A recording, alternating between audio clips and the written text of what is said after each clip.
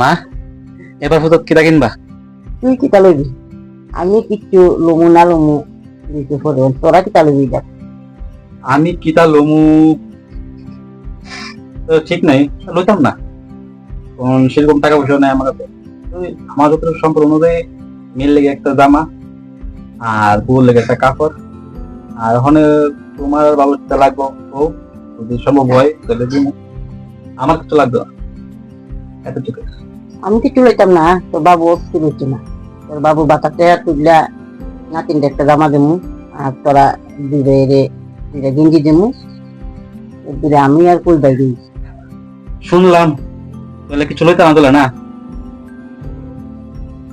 থাক, ভালো হইছে। আর আমিও তো কিছু লইতাম না।